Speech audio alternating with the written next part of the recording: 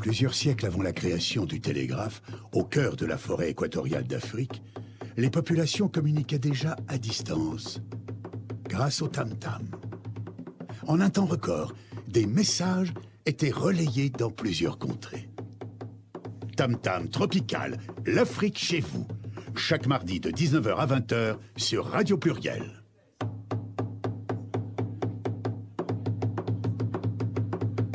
Tam-tam tropical, votre magazine sur l'Afrique, conçu et présenté par Juvénal Noël.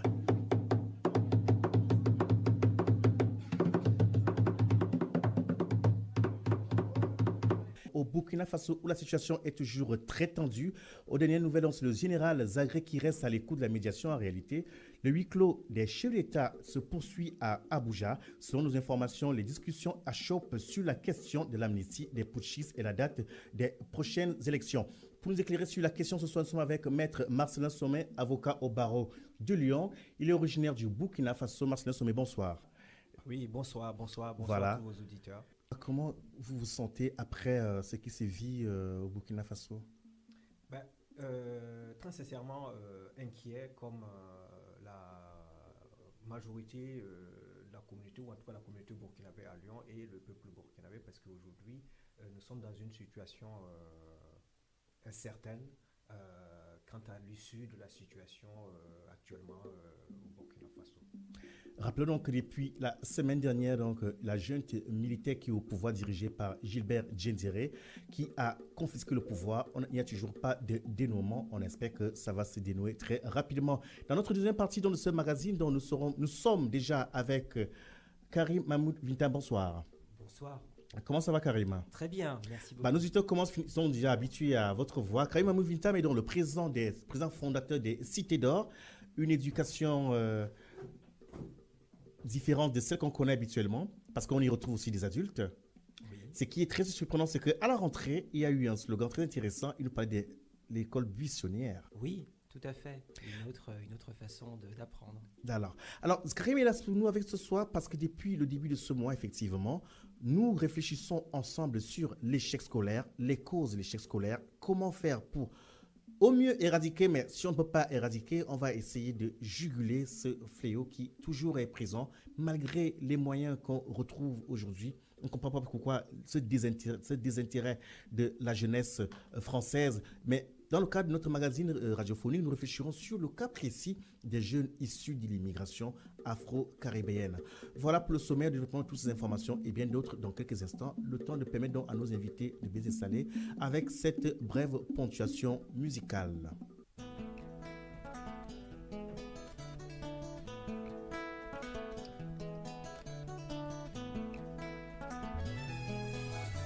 J'ai donné pour m'imposer, mon couple est décalé, confirmé, oh. Ce n'est pas ma photo, c'est Dieu qui m'a donné. Partout en Afrique, on danse mon couple est décalé, oh. Beno, c'est it. Africa, aïe, moi je t'aime, l'amour est, aïe, moi j'adore, les femmes.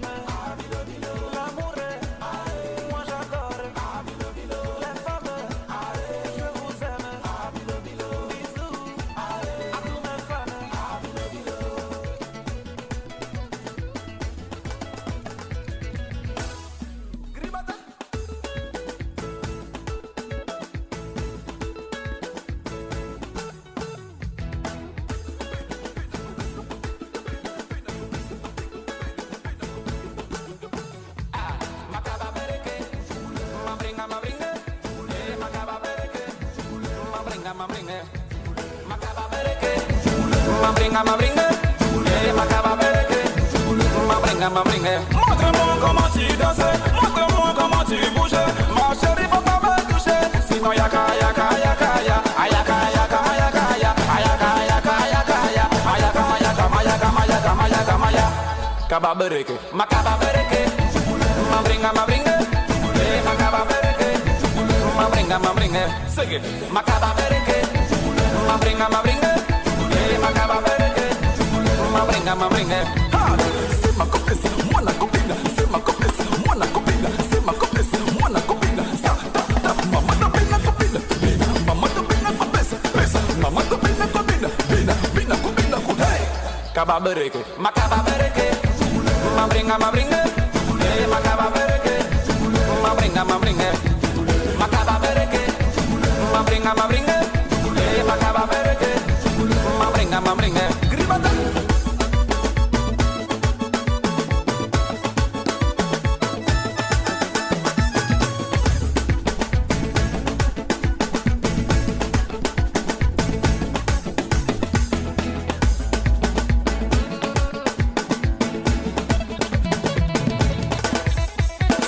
Makababereke, ma bringa, makababereke, ma bringa, makababereke, ma bringa, makababereke, ma bringa.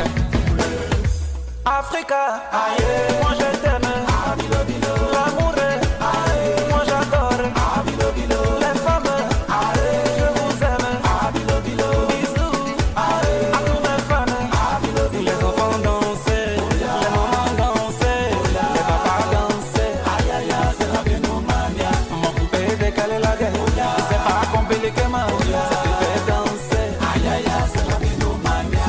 Alors, pour ceux et celles qui prennent le train en marche, effectivement, il est très important pour nous de comprendre les événements qui se déroulent depuis la semaine dernière au Burkina Faso. Donc, pour un rappel des faits, donc, la junte militaire au pouvoir, dirigée aujourd'hui de main de fer par Gilbert Diendéré, n'arrive pas toujours à abdiquer, à laisser le pouvoir au gouvernement de transition qui est en place depuis l'année dernière. Quelles sont les nouvelles que vous avez des vôtres qui sont sur place? Alors, si vous me permettez, je vais apporter quelques précisions. Parce que vous dites que la junte militaire est au pouvoir. Non, la junte militaire n'a pas le pouvoir et n'est pas au pouvoir. Elle a perturbé le fonctionnement normal de l'État burkinabé. Aujourd'hui, qu'est-ce qu'elle détient, cette junte militaire? Cette junte, elle occupe le palais présidentiel et elle occupe quelques carrefours stratégiques de la ville. C'est la vérité. Et elle est encerclée par le reste de l'armée. Mais elle n'a absolument pas le pouvoir, elle n'exerce pas le pouvoir puisque l'administration lui a échappé, personne ne lui obéit aujourd'hui. Alors voilà la situation. C'était le cas. Pourquoi les forces loyalistes aujourd'hui hésitent donc à les désarmer comme cela a été annoncé depuis hier? Alors, il y a deux aspects du problème. C'est que la plupart des officiers burkinabés sont tous issus de la même école ou des mêmes écoles. Ils se connaissent tous. Donc, il y a un sentiment de camaraderie qui fait qu'ils hésitent à aller au contact, à l'affrontement et au massacre. Et deuxièmement, dans la tradition locale burkinabé, j'allais dire, on recherche toujours, par tous les moyens, la solution amiable à l'affrontement sanglant. Donc, ce qui fait un blocage aujourd'hui, puisqu'on a les chefs coutumiers, on a les chefs religieux, et qui interviennent, qui se sont interposés comme médiateurs entre le reste de l'armée, donc commandé par le chef d'état-major général des armées, qui a fait appel aux garnisons de l'extérieur, qui ont encerclé le régiment de sécurité présidentielle, qui sont des terroristes, il faut le dire, ce sont les termes de l'Union africaine, elle les a qualifiés de terroristes, qui sont aujourd'hui enfermés au niveau du palais présidentiel. Et nous comptons des défections dans leur rang, puisque, en tout cas, d'après les chiffres qui nous viennent, à prendre bien évidemment avec des pincettes, sur les 1300 hommes, en tout cas, au moins un tiers à un quart d'entre eux auraient déjà déserté à l'appel du chef d'état-major général des armées pour rejoindre l'armée républicaine. Marcelin Sommet, c'est fort embêtant parce que les dernières nouvelles nous disent quoi? Le général Pingre Noma Zagré, chef d'état-major de l'armée burkinabé, a déclaré attendre une déclaration de la médiation régionale. Il a su qu'il veut éviter l'affrontement avec les putschistes. Mais on sait aussi que parmi les négociations qui se font à Abuja, il y a, le peuple burkinabé semble ne même pas vouloir en savoir davantage. Oui, parce que très concrètement, le projet de protocole d'accord de la CEDEAO en 13 points qui nous a été décliné par le président Macky Sall est inacceptable pour la population burkinabé. Pour quelle raison? Sur plusieurs points, notamment l'un des points les plus importants étant la question de l'amnistie pour les événements en cours. Donc, c'est le point 12 du protocole, c'est-à-dire qu'on accorderait l'amnistie au régime de sécurité présidentielle pour l'ensemble des exactions, parce qu'il faut quand même préciser que depuis le jeudi dernier, il y a eu une vingtaine de morts. Masla Somé, on veut bien admettre que les Burkinabés ne veuillent pas accorder l'amnistie à ceux qui confisent le pouvoir aujourd'hui. Mais si jamais ce point-là n'est pas négocié, il risque d'avoir un bain de sang quand même. Alors, sur place, les médiateurs font en sorte que le bain de sang soit évité. Alors, il semblerait que la solution qui est en train, puisque même là, actuellement, à Abuja, au Nigeria, ça patine. J'apprends par des relais sur place au Burkina et à Abuja qu'il y a une délégation qui va partir de Abuja pour Ouagadougou. Donc, les chefs d'État de la CEDEAO, manifestement, ne sont pas parvenus à un accord et vont envoyer une délégation pour essayer de trouver une solution. Et l'une des solutions qui serait préconisée serait d'exfiltrer les principaux responsables de la junte, parce que l'amnistie, en fait, c'était pour eux. Mais en principe, c'était l'un des points forts, en fait. C'était question que le général Gilbert Diendéré puisse être exfiltré, puisque c'est lui qui est à la tête de cette junte militaire qui est au pouvoir aujourd'hui, et il n'a pas accepté de partir. Alors, les versions divergent. Il semblait que hier, l'armée française ait essayé de l'exfiltrer dans la nuit. Et il semblerait que l'armée républicaine, loyaliste, aurait bloqué l'atterrissage de l'avion qui venait du Togo pour l'amener. Donc du coup, cela l'a vexé et il s'est retiré donc au palais présidentiel où il est retranché avec quelques-uns de ses fidèles. Alors, je dois quand même dire, mettre un petit bémol, c'est que concernant le point 12, l'amnistie, juridiquement parlant, l'amnistie, ça veut dire que vous avez commis un crime, et on décide de vous pardonner et de l'effacer. Parler comme cela. Alors, il y a deux possibilités. Soit vous avez été jugé et le chef de l'État décide donc de vous accorder l'amnistie, soit on prend un texte de loi pour dire, qui a un effet rétroactif, tout ce qui s'est passé sur telle période, on oublie. Mais le problème ici, c'est que ce n'est pas par un protocole d'accord qu'on va le faire. Soit ils sont condamnés et le chef de l'État donc les amnisties, soit c'est une loi qui va être votée par le Conseil national de la transition. Ce qui n'est pas envisagé ici. On envisage de le faire dans le cadre d'un protocole. Ce n'est pas possible. Légalement, ce ne sera pas possible. Et là où la population burkinabé, il y a une émotion qui fait que, bien évidemment, c'est difficile.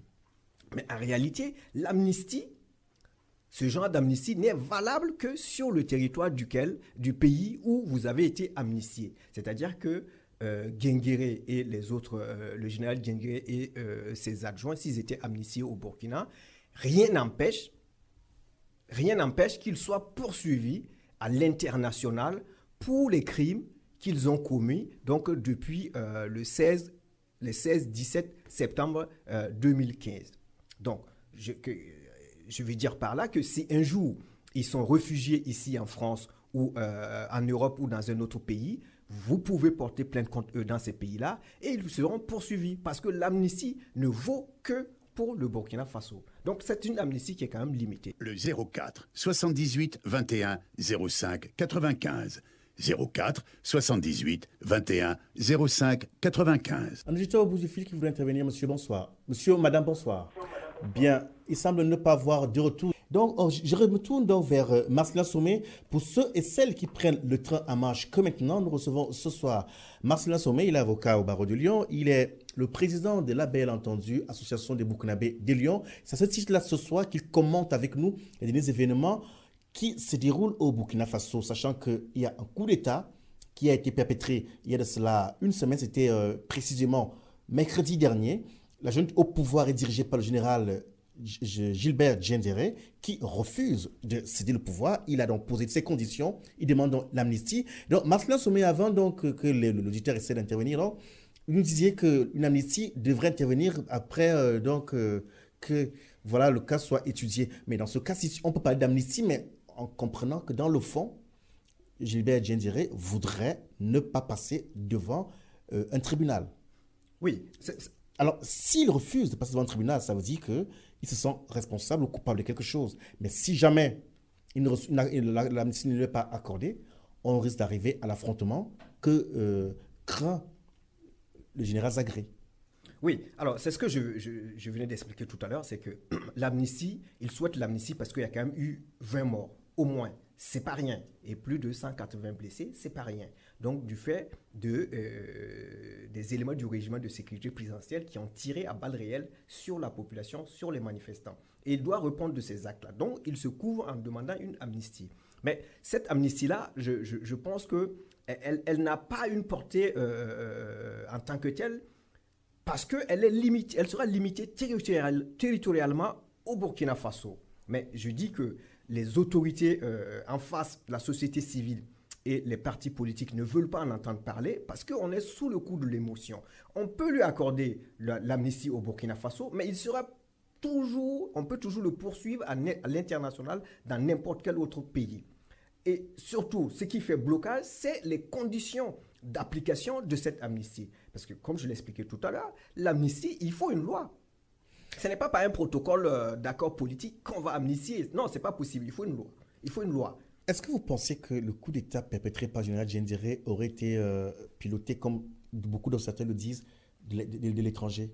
Ah, bien évidemment. Bien évidemment. Il est aujourd'hui, par des sources journalistiques, indiqué que quelques jours avant le coup de force, il a été en Côte d'Ivoire. En Côte d'Ivoire, qui se trouve en Côte d'Ivoire? Le président Compaoré. Le président Compaoré, et qu'il a un soutien logistique du président Alassane Dramane Ouattara de Côte d'Ivoire, qui, chacun le sait, est redevable à Blaise Compaoré. Et puis, au niveau national, il a bénéficié du soutien politique des anciens affiliés de M. Compaoré, donc les dirigeants du Congrès pour la démocratie et le progrès, le CDP, de Blaise Compaoré, la nouvelle alliance pour le Faso du général Djibril Bassolé, qui a été ministre des Affaires étrangères de Blaise Compaoré pendant plus de 5 ans. Alors, quand on vous écoute, on comprend que le processus de réconciliation au Burkina Faso n'est pas prêt d'être vraiment en bonne voie. Alors, le processus n'est pas prêt d'être en bonne voie. Parce que je pense que on va prendre un accord à minima pour satisfaire toutes les parties. Mais dans tous les cas, dans cet accord-là, il y a un point, au-delà même de l'amnistie, il y a un point qui me semble fondamental, c'est celui de la dissolution du régime de sécurité présidentielle. Parce que depuis 27 ans, ce régime-là a terrorisé les Burkinabés, à assassiner, à torturer les opposants politiques. Si ce régime-là n'est pas dissous, dès qu'aujourd'hui, il y a quelques éléments qui ont fait des défections, ils sont en difficulté, mais je vous assure que dans 1 an, 2 ans, 3 ans, ils retrouvent un minimum de vigueur et nous repartons pour un tour. Donc, il faut trouver une solution définitive pour cantonner les éléments du régime de sécurité présidentielle, les ramener à leur fonction, à leur tâche essentielle, qui est la défense et la sécurisation du territoire burkinabé. Alors, c'est en train de dire que le gouvernement de transition dirigé par Michel Kafando et Isaac Zida ont manqué de pouvoir, de courage politique pour dissoudre ces RSP? Non, ils n'ont pas manqué de pouvoir, juste de courage. De courage. Puisque, souvenez-vous, le mercredi 16, en plein conseil de ministres, mais c'est là où le décret devait être pris pour redéployer. Mais oui, c'est l'une des raisons.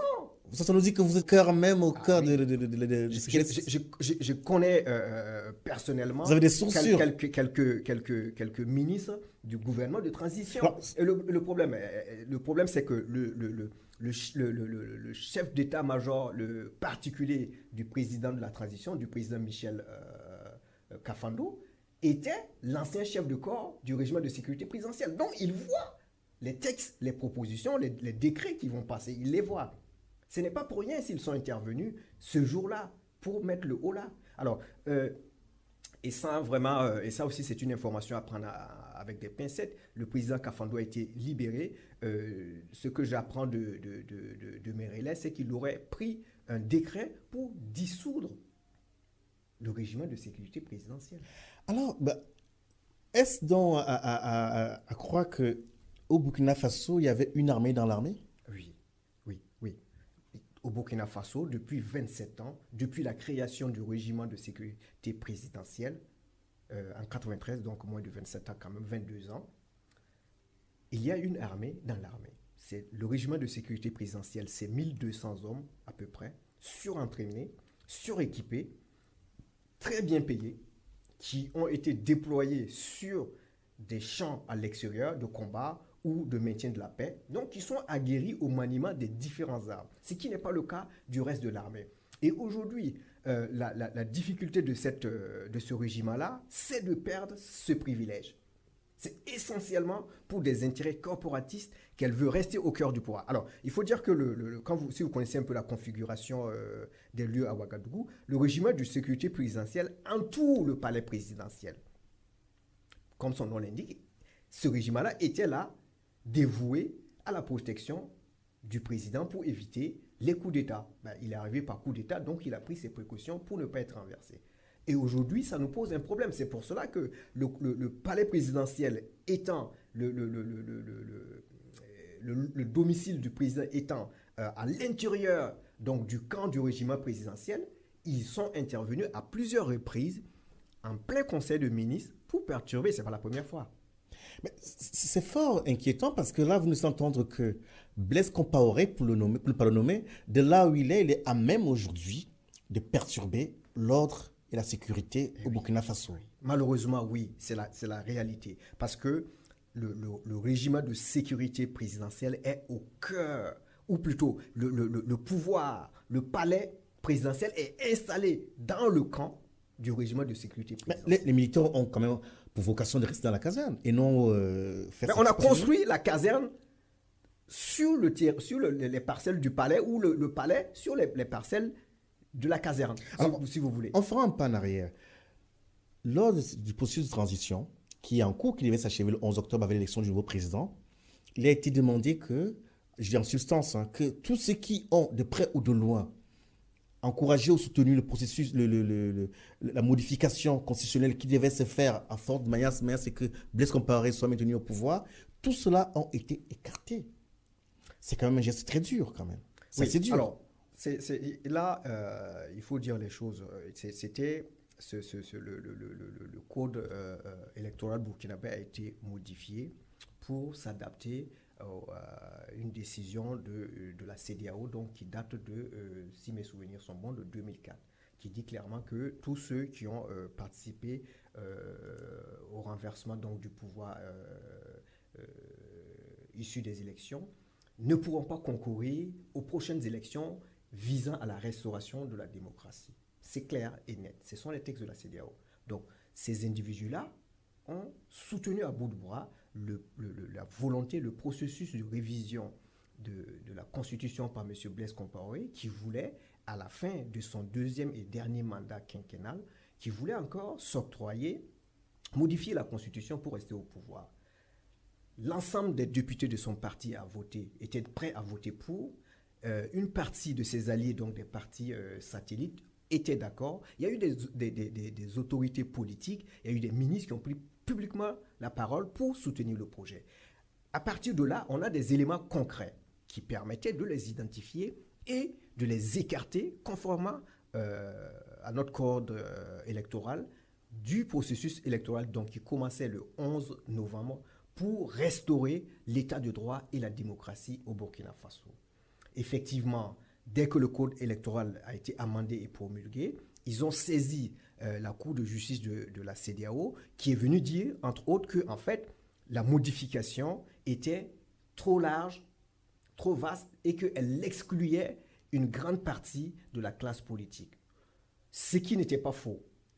Les autorités de la transition avaient promis de modifier le texte pour être en phase avec la décision de la Cour de justice de la CEDEAO. Ce qu'elles n'ont pas fait. Donc, en l'état, nous avons le même code en vigueur. Donc, lorsque les sympathisants, les politiques de l'ancien parti majoritaire ont déposé leur candidature, il y a eu des citoyens qui ont saisi le Conseil constitutionnel avec des preuves à l'appui. Vous avez fait des déclarations dans une radio, c'est enregistré. Vous avez fait un écrit dans un journal, vous avez une interview. Il y a des preuves qu'ils ont produites. Le Conseil constitutionnel, au vu de ces preuves-là, on dit, vous avez soutenu activement la révision de l'article 37, ce qui a mené les troubles au renversement du pouvoir qui était en place. Maintenant, nous partons vers de nouvelles élections pour restaurer la démocratie et l'état de droit. Vous êtes écartés. Alors, il faut dire qu'ils sont écartés seulement pour ces élections-là. Et on sait comment ça se passe. Oui, mais d'accord, mais on sait comment ça se passe par la suite. Ceux qui prennent le pouvoir vont essayer de tout faire pour les garder de l'autre côté. Quoi qu'il en soit, merci beaucoup Marcelin Somé pour tous ces éclairages. Ce soir, vous êtes là pour nous apporter un brin d'éclairage en tant que fils du Burkina Faso, aujourd'hui dans la diaspora. Et vous êtes le président de l'ABL, entendu, Association des Burkinabés de Lyon. Rappelons donc aux dernières nouvelles, le général Pengrenoma Zagré, chef d'état-major de l'armée burkinabé, a déclaré attendre une déclaration de la médiation régionale. Il a su qu'il veut éviter l'affrontement avec les putschistes du RSP, entendu, le régiment de sécurité présidentielle. Merci Marcelin Sommet de vous être déplacé pour nous apporter ces éclairages. On espère vous avoir très prochainement. Merci Juvenal, merci à vos auditeurs.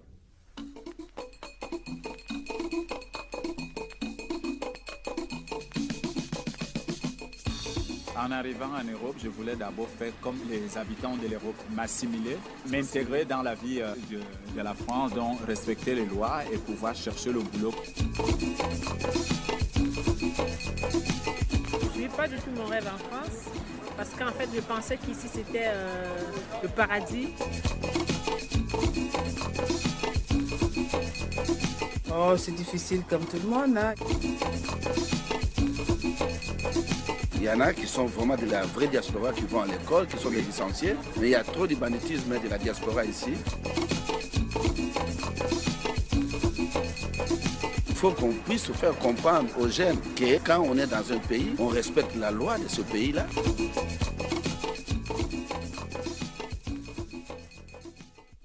Bien. Pour ceux et celles qui prennent le train à marche, ce soir, nous recevons Karim Mahmoud Vintam. Karim Mahmoud Vintam, c'est une personnage avec plusieurs casquettes.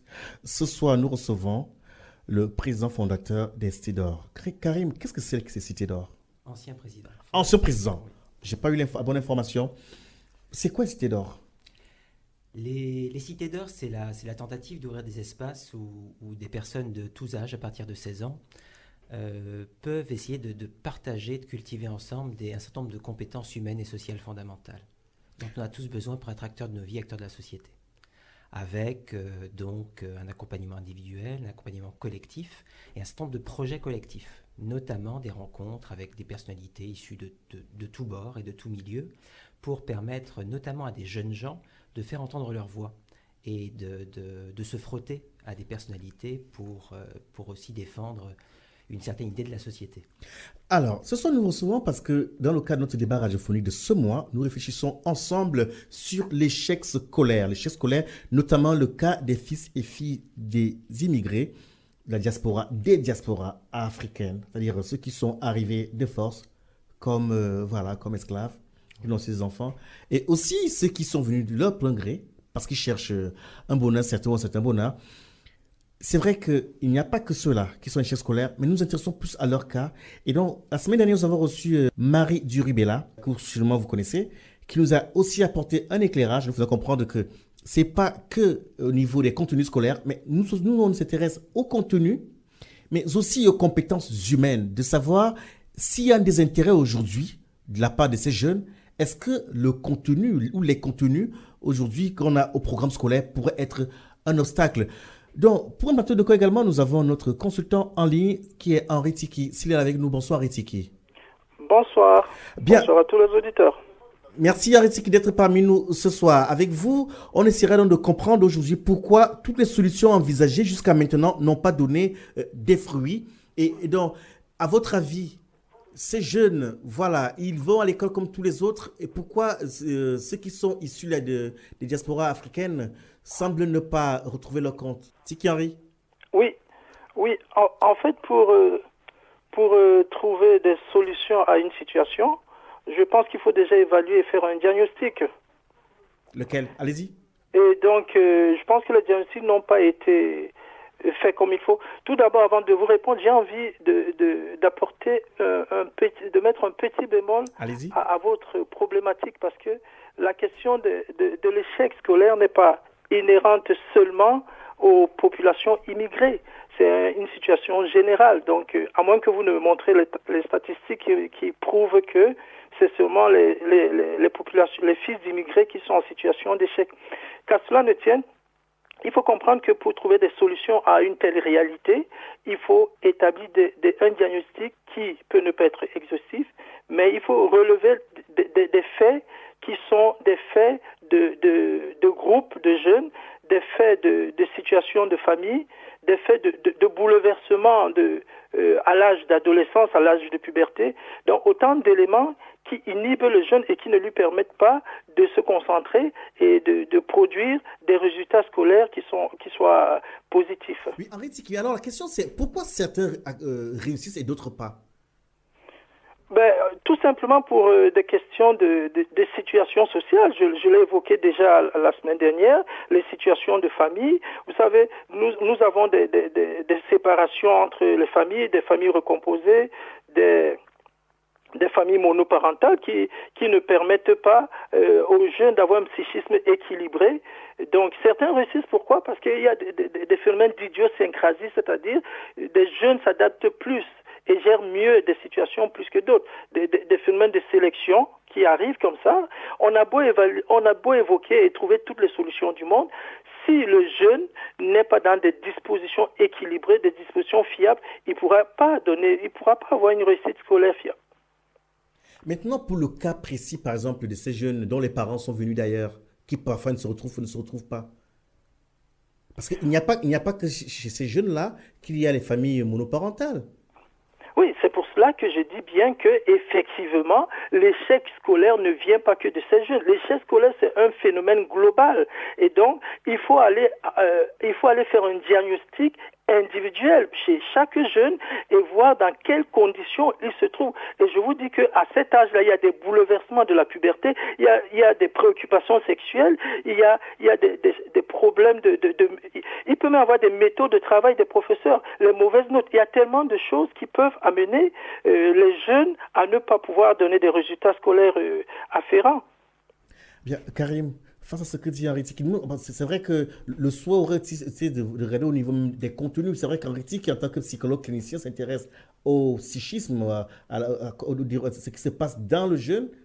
Mais au niveau des contenus, est-ce que vous pensez que les contenus aujourd'hui dans le système scolaire cadrent un peu avec ce qu'on rechercherait? Si vous me le permettez, oui. je vais peut-être revenir sur les éléments de diagnostic général que posait monsieur Tiki. Il est vrai que le décrochage scolaire aujourd'hui ne concerne pas uniquement les enfants issus d'immigration. On est d'accord dessus. On a aujourd'hui un décrochage scolaire massif qui touche une très large partie de la population scolaire. Grosso modo, chaque année, sur 700 000 élèves, vous en avez 150 000 qui sortent du système scolaire sans qualification ni diplôme. 150 000 sur 700 000, c'est environ un enfant sur 5. Et sur 7 enfants sur 5, évidemment, il y a toutes sortes d'enfants. Ça me mène à un autre point, qui est le fait que le système scolaire tel qu'il est conçu aujourd'hui, tel qu'il a été conçu au XIXe siècle, est conçu comme un système de tri, de sélection des élites.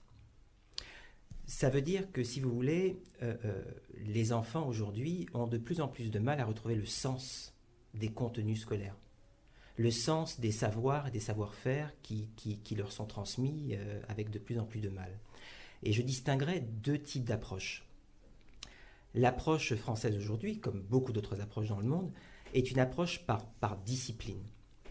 Et cette approche par discipline, elle vise essentiellement, si vous voulez, à acquérir des contenus de connaissances, de savoir, qui vont vous servir à passer des examens, des diplômes ou des concours. Donc à trier. À côté de cette approche par discipline, je pense qu'on pourrait vraiment, aujourd'hui, on a de la marge en France pour promouvoir une autre approche par compétence. Ce que j'entends par compétence, c'est un ensemble de savoirs, de savoir-faire, mais aussi de savoir-être, qui peuvent être directement mobilisables dans la vie personnelle et civique de ces jeunes. Un socle de fondamentaux, si vous voulez, qui est extrêmement faible aujourd'hui. L'éducation nationale parle de socle de fondamentaux, mais quand elle parle de socle de fondamentaux, elle envisage essentiellement les savoirs dits de base, lire, écrire, compter. Je parle d'autre chose. Je parle de compétences qui vont, par exemple, viser à renforcer la confiance en soi ou l'estime de soi chez les enfants. Je parle aussi de compétences qui vont être mobilisables dans toutes les dimensions de leur existence. Alors, Karim, je vous arrête, mais j'aimerais comprendre, quand on parlait de compétences qui pourraient permettre à un jeune d'être, prendre conscience et tout ce qui va avec. Mais aujourd'hui, on trouve ça nulle part dans le système éducatif français. On ne le trouve pas. On le trouve marginalement parce qu'on a, en effet, un certain nombre d'enseignants qui promeuvent d'autres types de pédagogie. Mais c'est assez utopiste. Justement, c'est utopiste, Karim. C'est pas utopiste puisque vous avez des pays, et ce sont d'ailleurs, il y a sans doute pas de hasard à ça, les pays qui réussissent le mieux en matière scolaire aujourd'hui. Si on prend par exemple les enquêtes PISA, vous avez des pays comme la Finlande par exemple, qui sont sur le temps de la scolarité obligatoire essentiellement sur une approche par compétences. Développer la capacité des enfants à argumenter, développer leur capacité à entrer en lien les uns avec les autres et donc en faire des acteurs sociaux. Développer la confiance en soi et l'estime de soi. Karim Mamadou Vintam, je l'entends, mais est-ce que cela peut, on va dire, juguler le taux d'échec scolaire, par exemple? Je pense que si vous voulez, l'un des problèmes essentiels, de mon point de vue, c'est que la plupart des enfants aujourd'hui, quelle que soit leur origine, quel que soit leur milieu social, n'identifient plus le sens de ce qui leur est transmis ou de ce qu'on essaie de leur transmettre, puisque cette transmission est de plus en plus malaisée. Pourquoi ? Eh bien justement parce qu'on est, si vous voulez, sur des ensembles de contenus disciplinaires, au sens de discipline, dont les enfants se disent mais à quoi bon ? À quoi ça me sert ? Pourquoi ça me sert ? Mais pourquoi d'autres intègrent facilement, ou plutôt avec plus ou moins de difficultés, et vont jusqu'au bout de leur parcours, et d'autres carrément décrochent ? Parce qu'aujourd'hui, l'école de la République est régie par un certain nombre de codes. Lesquels ? De codes scolaires. C'est-à-dire ? Par exemple, sur ces codes scolaires, il va y avoir donc le respect de la consigne. Consigne qui, la plupart du temps, est formulée de façon parfois assez alambiquée.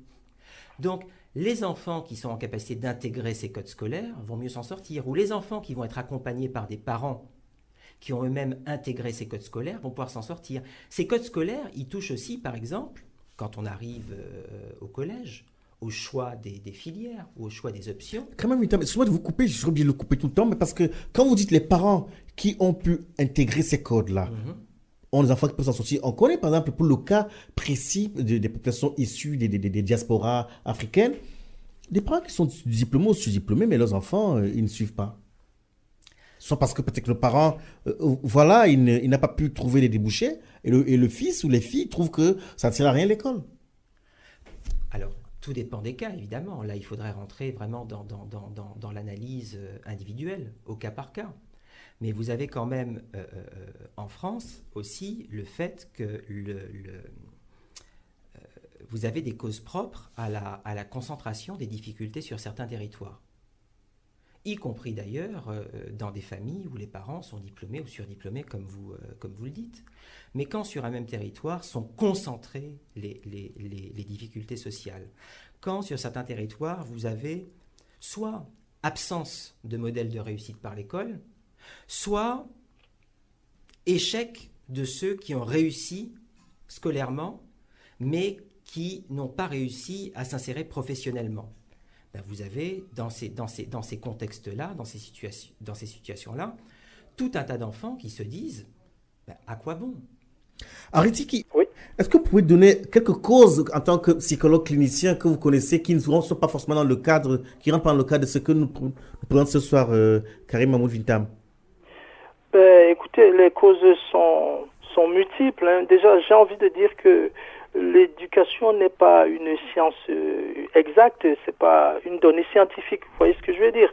On a beau avoir un système éducatif qui soit les meilleurs du monde, on a beau avoir des professeurs qui sont les plus grands professeurs du monde, tout cela ne peut pas nous garantir d'une réussite scolaire, tout simplement parce qu'on n'a pas fait une approche individuelle auprès de ces jeunes que tout cela concerne. Vous voyez, et j'ai dit tout à l'heure que nous avons affaire à des jeunes adolescents qui traversent l'âge de la puberté, qui rentrent dans l'âge de l'adolescence et qui sont en face des préoccupations sexuelles.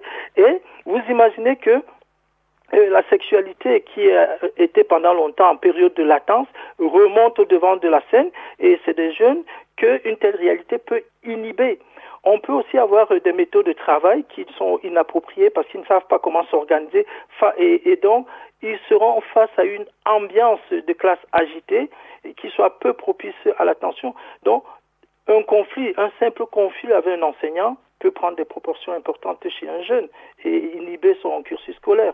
Donc on peut aussi avoir des pressions de groupe. Ils sont dans des groupes où il y a des influences de jeux, de PlayStation, de hashish, de cannabis qui peut. Donc, tant qu'on ne se penche pas sur ces questions individuelles propres aux jeunes, on peut avoir le meilleur système éducatif du monde, mais cela ne va pas changer le problème de l'échec scolaire. J'entends ce que vous dites. La question est de savoir aujourd'hui pourquoi certains réussissent et pas d'autres. Parce que tous ces problèmes que vous présentez en éthique, par exemple, que ce soit la sexualité ou alors la consommation des drogues, c'est vrai qu'il y a quand même une recrudescence de ces problèmes aujourd'hui.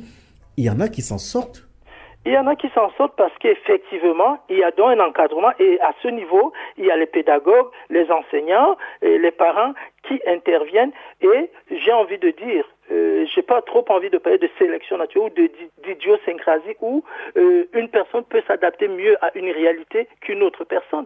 Donc, à ce moment-là, les différents intervenants socio-éducatifs ont du travail à faire. Il y a le système, l'État qui doit donner les moyens aux parents et on a déjà parlé de ça la semaine dernière. L'État qui doit donner les moyens aux parents pour mieux s'occuper. Il y a multiples intervenants qui peuvent s'approcher, se rapprocher de ces jeunes, comprendre et les aider à trouver les meilleures solutions à leur situation.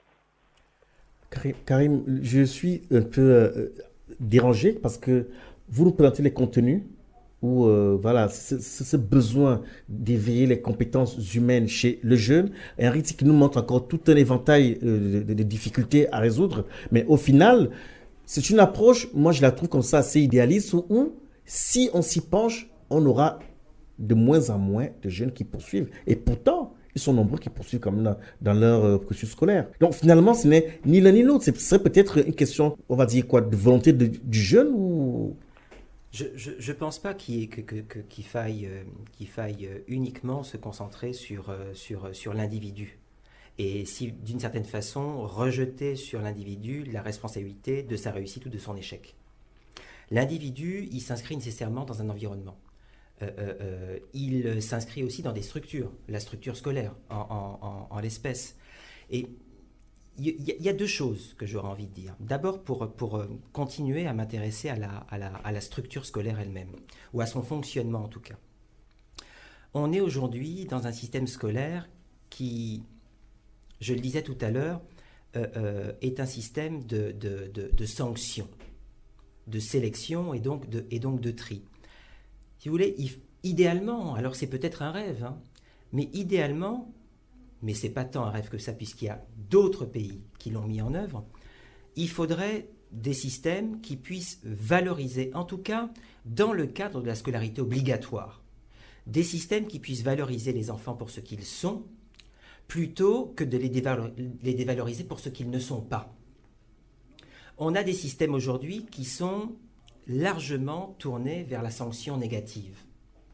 Alors que justement, on se rend compte que les enfants réussissent bien mieux quand ils sont valorisés justement très tôt, très précocement, sur leurs compétences propres, sur leurs atouts propres, sur leurs forces propres. Les enfants dont nous parlons, dont nous parlons plus précisément aujourd'hui, ces enfants qui sont directement ou indirectement issus de l'immigration, ils sont porteurs d'une histoire particulière, d'une culture particulière, parfois à la maison d'une langue particulière. Pourquoi le système scolaire tel qu'il est conçu aujourd'hui n'est-il pas capable aussi d'accueillir ces enfants dans leur singularité pour la valoriser? Prenons la question des langues.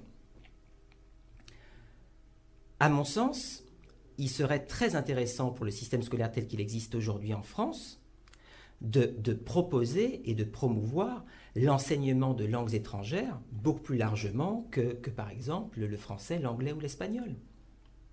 Voulez-vous dire par exemple qu'un jeune issu de l'immigration africaine serait plus intéressé à savoir l'histoire de l'esclavage que la Shoah par exemple? Je dis que l'un et l'autre sont tout aussi importants, mais je dis aussi dans le même temps que apprendre à l'école, que ce soit l'arabe, le wolof ou le swahili ou ce que vous voulez, c'est pas une façon de cantonner l'enfant à son héritage culturel ou linguistique. C'est lui donner des armes, notamment en termes de confiance en lui, pour apprendre bien mieux le français. Est-ce que ce que vous dites peut être entendu? Est-ce qu'on peut rêver, on peut penser que ça pourrait être entendu un jour? Bien sûr que ça pourrait être entendu un jour. Le contexte n'est pas le meilleur aujourd'hui pour que ce soit entendu. On est dans un contexte de crispation identitaire française extrêmement fort. On est aussi dans un contexte de mise en concurrence des héritages ou des cultures des uns contre celles des autres. Mais on pourrait tout à fait envisager, dans un contexte apaisé, une école qui soit tout simplement plus inclusive. Mais j'aimerais rajouter aussi autre chose. C'est le fait que des études récentes montrent que à même contexte social ou à même contexte d'origine, entre guillemets, les filles réussissent mieux que les garçons. Et pourquoi? J'ai pas le fin mot de l'histoire, mais on vient quand même de culture. Bon, moi je suis mélange, alors. Tunisien et breton par mon père, guadeloupéen et anglais par ma mère. On vient quand même de culture où, souvent, les garçons sont élevés comme des petits rois. Alors que les filles, elles, vont être élevées beaucoup plus durement, et souvent d'ailleurs au service de leurs frères. Là, c'est vraiment une hypothèse que j'émets. Mais cette hypothèse, ce serait peut-être que, souvent, ces jeunes filles-là vont considérer l'école comme un espace d'émancipation. D'accord. Alors que les garçons, au contraire, vont considérer l'école comme un espace de contrainte. Par rapport à la façon dont, dans leur famille par exemple, les uns et les autres vont être traités. Mais ça n'est là qu'une hypothèse. Donc finalement, c'est loin d'être dans les enseignements, mais c'est plus dans la psychologie, dans le... À mon avis, il y a vraiment les deux. Parce que la psychologie individuelle joue, évidemment, elle joue très largement. Mais on ne peut pas y voir l'alpha et l'oméga de toutes les causes de réussite ou d'échec. Il y a quand même aussi, au risque de me répéter, les structures. Et une école qui aujourd'hui n'est pas en mesure de diffuser du sens, une école qui n'est pas en mesure de diffuser le sens des enseignements ou des contenus qu'elle transmet, est une école qui est assez largement condamnée à l'échec. Bien, comme le temps que nous impartis tire inexorablement vers la fin, Henri Tiki, quelles pourraient être donc les pistes et les solutions puisqu'on arrive vers le thème de notre magazine? Les solutions, votre invité en a évoqué quelques-unes, j'en ai évoqué aussi. Je dis, effectivement, il faut créer les structures qu'il faut pour que les jeunes soient dans des conditions appropriées, mais nous savons aussi que tant qu'on ne s'intéresse pas de manière individuelle au psychisme, à la réalité de vie de ces jeunes, on ne peut pas avoir les réussites scolaires qu'il faut, parce qu'effectivement, les jeunes sont dans des situations de vie diverses et il faut comprendre que chaque élément peut avoir un impact négatif dans leur cursus académique. Une simple mauvaise note peut être considérée comme une blessure narcissique qui pouvoir même amener un jeune à perdre confiance en lui. Donc, autant d'éléments sur lesquels il faut se pencher. C'est curieux de vous... Moi, je suis obligé de vous couper, mais quand vous dites une mauvaise note, et pourtant, la mauvaise note est produite par qui? Par l'élève lui-même. Qu'est-ce qu'il faudrait donc faire? Mais le jeune n'est pas insensible. Qu'est-ce qu'il faut faire? Il faut tout simplement se rapprocher, comprendre et mettre tout un système en place pour que... C'est pour vous dire qu'ils ne sont pas insensibles aux mauvaises notes. Il ne faut pas créer une perte de confiance en eux.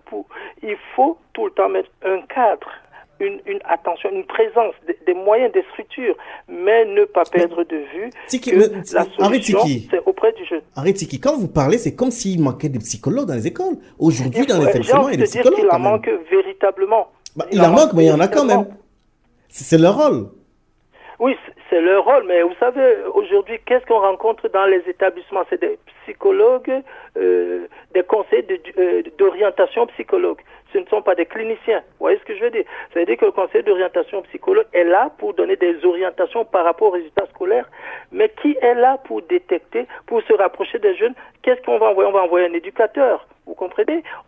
Ça ne permet pas de déceler, de comprendre, de se rapprocher, de diagnostiquer avec professionnalisme les problèmes psychiques qui peuvent inhiber le jeune par rapport à sa réussite scolaire. En d'autres termes, vous faites le procès de vos collègues qui sont dans les écoles aujourd'hui, en sens que c'est comme c'est pas... Je fais le procès de l'État pour qu'ils envoient plus de psychologues et que l'académie, le rectorat puisse permettre aux psychologues cliniciens de venir en soutien dans les établissements auprès des conseillers d'orientation psychologue.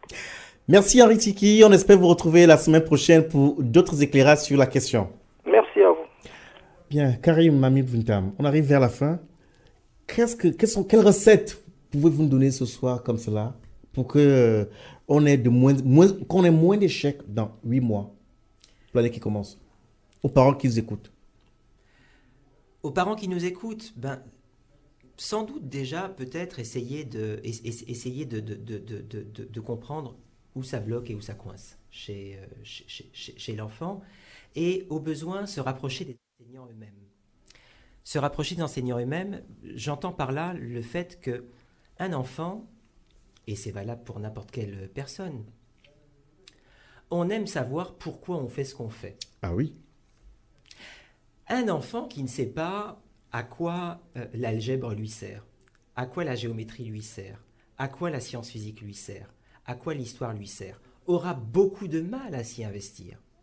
Mais si, autour de lui, dans les équipes pédagogiques elles-mêmes, ou au sein de la famille, il y a des personnes, des pédagogues, en d'autres termes, qui sont en capacité de transmettre à l'enfant le sens des apprentissages auxquels il est soumis, alors je pense qu'on aura fait un très grand pas.